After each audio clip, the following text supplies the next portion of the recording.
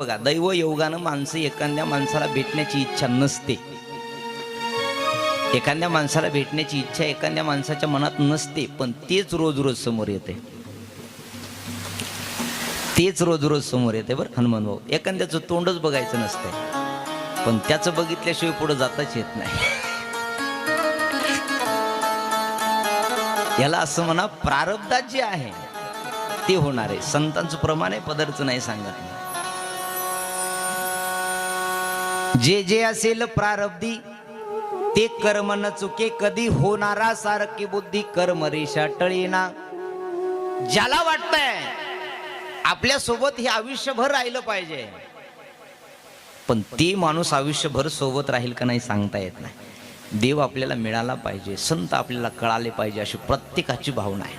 प्रत्येकाची भावना आहे. पण तो देव काही नशीबवान माणसालाच मिळतो. भाग्य कशाला म्हणतात? भाग्यवंत मनोतया शरण गेली पंढरी राया. भाग्यवान त्याला म्हणतात. अरे सपने तो हर कोई सजाता है लेकिन हर किसी के पूरे नहीं होते. सपने तो हर कोई सजाता है लेकिन हर किसी के पूरे नहीं होते. इस धर्म मंडप में हर कोई आना चाहता है लेकिन आते वही है जिन्हें कन्हैया बुलाता है. भागवत कथा कुणाला ऐकावी वाटत नाही, कथेत आनंद कुणाला घेता वाटत नाही, नाचा वाटतं इथं कुणाला बी, पण लोक काय म्हणतील म्हणून बसतील गपचीप. कुणाला नको इथला आनंद. अहो सगळ्यालाच आवडताय. कितीही नास्तिक माणूस असला तरी त्याला देव आवडताय. एका माणसानं देव नाही या विषयावर 1 तास प्रवचन केलं.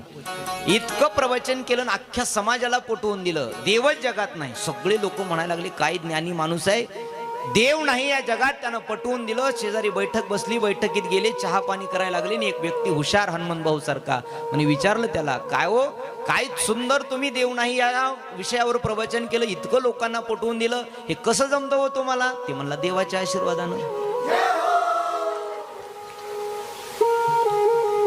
आणि पटवून काय सांगत होता? देव नाही, देव नाही या जगात असं नाही. हे जग चालतंय, या जगाला चालवणारा कोणीतरी आहे. कुणी मान्य केलं तरी आहे आणि नाही मान्य केलं तरी आहे. वाचवणारा सुद्धा तोच आहे आणि मारणारा सुद्धा तोच आहे. कोणी हो म्हटलं तरी आहे आणि नाही म्हटलं तरी जन्माला घालणारा तोच आहे आणि घेऊन जाणारा सुद्धा तोच आहे. नशिबानं चांगला नवरा देणारा सुद्धा. वा, हे कळालं पटकन. सांगू नका, जाऊ द्या.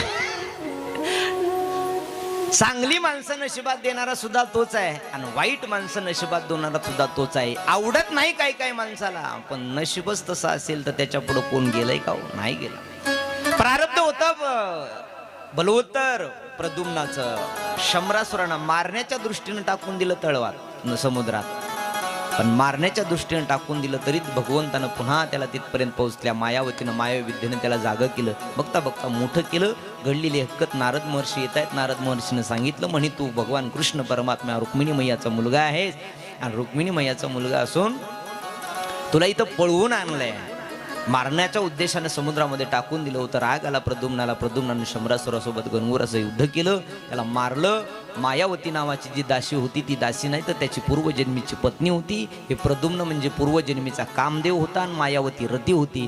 भगवान भोलेनाथांची समाधी ज्यावेळेस यांनी भंग केली पार्वती मैयाच्या विवाहासाठी, त्यावेळेस पुष्पक नावाचा बाण मारला होता. या कामानं तो शंकरजीच्या हृदयावरती आघात केला. तिसरा नेत्र उजळला आणि कामदेव जळून भस्म झाला. रती मैया म्हणते, प्रभू आम्ही आमच्यासाठी तुमची समाधी भंग केली नाही, तर या सगळ्या देवता लोकांनी सांगितलं होतं जगताचं कल्याण करायचंय, तारकासुराचा वध करायचा आहे. पार्वती सोबत तुम्ही विवाह केला तरच तुम्हाला मुलगा होणार आहे. 6 तोंडाचा पुत्र झाल्यानंतर कार्तिकी त्याच्याच हातून तारकासुराचा वध आहे, तोपर्यंत त्याचा वध होणार नाही, म्हणून आम्ही हे केलं. रतीला सांगितलं, रती आता झालंय, पण पुढच्या जन्मात द्वापार युगामध्ये तुझा पती कृष्ण परमात्म्याच्या रुक्मिणी मैयाच्या पोटी जन्म घेईल. तू शंभरासुर नावाच्या दैत्याच्या इथं मायावती दासी होशील आणि पुन्हा तुम्हा दोघांची भेट होईल. नारद महर्षीनं सांगितलं. शंभरासुराचा वध केला प्रद्युम्नानं आणि मायावतीला घेतलं. इकडे परत आले. रुक्मिणी दुःखी होती पण पुन्हा आनंदित झाली. रुक्मिणीला वाटलं मुलगाही आला आणि येता येता सुनला सुद्धा घेऊन आला. हुडकायची गरज लागली नाही, कोणत्या महाराजाला सांगायची गरज लागली नाही. सध्या गावात गेलं आम्ही की एकच लोक म्हणतात, महाराज बघा की कुठं असली तर पोरगी गरीबाची असू द्या, काहीच घेणार नाही आम्ही तिच्याकडून. बघा की कुठं असली तर. एक तर सासू माझ्याकडे आली, म्हणली महाराज सगळं चांगलं आहे. म्हणजे काय झालं आजी? म्हणे 4 पोरी होत्या, 4 चारीचं लग्न झालं. म्हणलं बर. 50-50 एकरवाल्याच्या इथं दिल्या. म्हणली बर. फक्त एकच कमी आहे. म्हणलं काय झालं?